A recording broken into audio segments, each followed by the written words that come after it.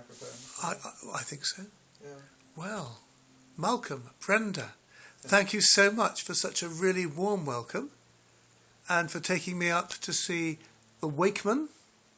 That's right. Well, it's our pleasure. Thank you for coming. He's also known as the Rippon hornblower. Right. So. Has a sort of a naval connotation Yeah, to well, it. it does, yes. Yes, but he does that pretty well. He does it getting on for 300 nights in the year, Mm-hmm. and he has some deputies, a couple of deputies to stand in for him. Yes. But he does it mostly. He loves doing it. Yeah. He's a great character. Mm. But here we are in Cathedral Close. In the shadow of the cathedral, you have a lovely view from your garden of the cathedral. But you worship at Holy Trinity, and also In Knaresborough at the United Reformed Church. lovely. That's right. And yes, and we're in the cathedral quite a lot. Mm. In fact, tomorrow I shall be there in connection with a project on the windows in the morning. We're producing a booklet, and then in the afternoon we're taking a tour around, and Brenda's coming with me because it's a German group and they want a German translation, so I'll be doing the talking and Brenda will do the German translation for this group. So that's all on our doorstep, which is lovely.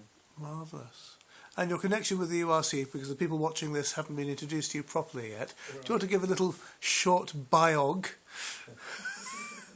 Well, I started in ministry in the United Reformed Church, it was Presbyterian Church of England then, in Bournemouth. I had a year there.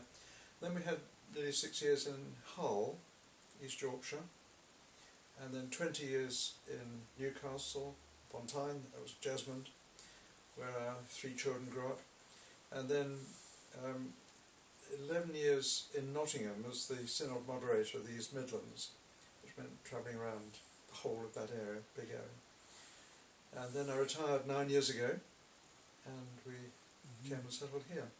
But you also had a spell as moderator for the URC for the whole of the British Isles? In 1991, for a year, I was moderator of General Assembly for a year, which was an exciting year of travelling abroad and around the country. So quite inadvertently I find myself staying in the house of a bishop, really. Well, An archbishop. I think that's an overstatement. Yes, that's the kind of thing that Anglicans tend to say. And It is. if you said such a thing to a URC minister, they'd laugh at you. Well, I enjoy making people laugh. Well, thank you both so much for such a lovely and warm welcome. And it's a blessing to be here with you. Well, every blessing as you travel.